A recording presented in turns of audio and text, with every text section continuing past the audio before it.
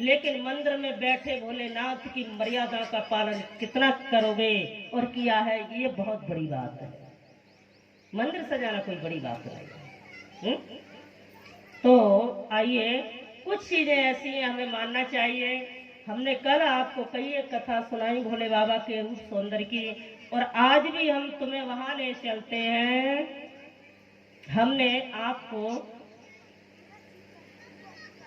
क्या वो नाम भी तो मेरे को पता नहीं गोधन जी, हमने आपको रुद्राक्ष की माला बताई थी, खुले मोती भी बताए थे, लेकिन नहीं बन पाया।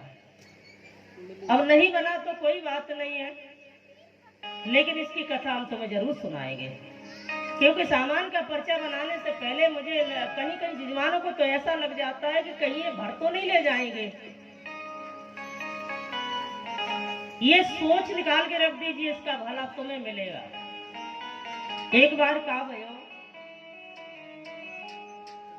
भगवान भोलेनाथ, माता पार्वती, ये दोनों जगत जननी मां आदिशक्ति कई रूपों में, एक में नहीं कई रूप में जब जब विवाह भयो तो भोले बाबा के साथ में भयो।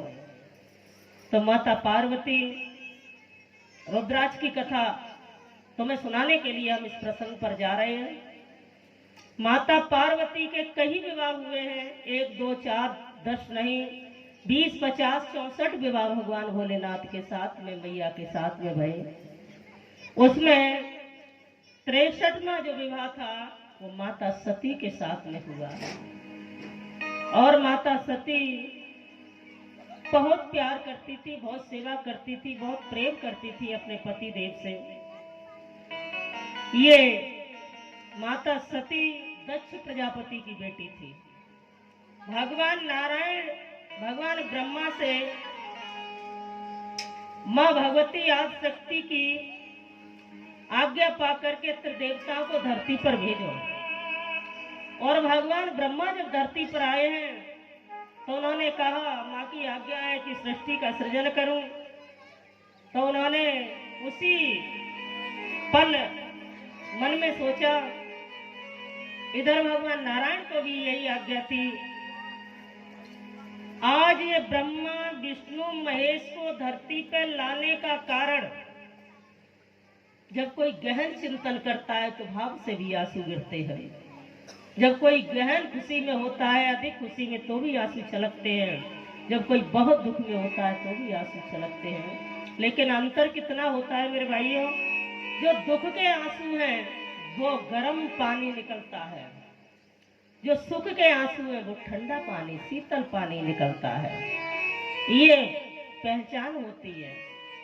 सुख के आंसू जब छलकते हैं तो चेहरा प्रफुल्लित हो जाता है, मनोहरी छवि छलक जाती है, और दुख के आंसू जब छलकते हैं तो नूर ढल जाता है चेहरे का, सुंदरता चली जाती है।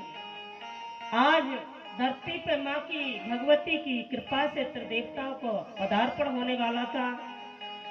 उसी वक्त ये लीला विचार मन में आया सृष्टि के लिए, तो मां आदिशक्ति भुवनेश्वरी, शेष भुजाओं वाली माँ, सारा ब्रह्मांड स्वरूप विराट रूप में 3 लोक 14 भुवन उनके अंतर मन में समाये हुए हैं। वो माँ की आंखों से 2 आंसू गिर गए, और वो आंसू कोई मामूली नहीं थे, वो धरती पर आकर के क्षीर सागर बन गए।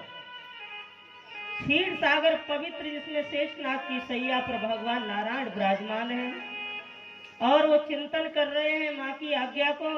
तो उनके नाभि देश से, बड़े ध्यान से समझना, नाभि जानते हो कहाँ होती है? कहाँ होती है? नाभि होती है जब मैया के गर्भ में बच्चा होता है तो नाल लेकर के साथ में आता है, यहाँ से जीवात्मा परमात्मा का ब्रह्म संबंध जुड़ा होता है, वहीं से बच्चे को पोषक तत्व खाने पीने को मिलता है। और वह नाभि देश पेट के करीब सबकी नाभि होती है, उस नाभि देश से एक कमल पुष्प प्रकट भयो। और यदि ये तो नारायण की कथा है, यदि सामान्य कोई व्यक्ति, कोई प्राणी, कोई ऋषि, कोई मुनि, कोई संत यदि चिंतन करता है, भजन करता है, भक्ति करता है, तो उसके भी नाभि देश से ही ज्ञान का प्रादुर्भाव होता है। क्यों? तब वो अपने लक्ष्य को पहचान पाता है। कैसे? और इन आंखों से कभी हमें अपने लक्ष्य की प्राप्ति नहीं होगी, इस संसार में चलने से कभी प्राप्ति नहीं होगी। कोई योग साधना के माध्यम से, जो प्राणायाम योग क्रिया करके सदगुरु की कृपा से जो अपने सप्त चक्र को जागृत करता है, उसमें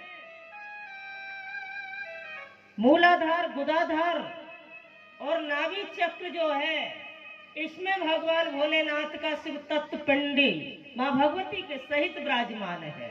उस भोले को पहचानिए। और जब कोई ध्यान अवस्था में बैठता है गुरु का नाम लेकर के, गुरु की शरण में, और उसने इस राज को समझ लिया, तो उसकी कुंडलनी जागृत हो जाती है। और जब कुंडलनी जागृत हो जाती है तो वहां एक कुंडलनी के समकक्ष भयंकर फल वाला सर्प बैठा हुआ है। और जब सर्प बिल में जागेगा तो क्या करेगा भाई?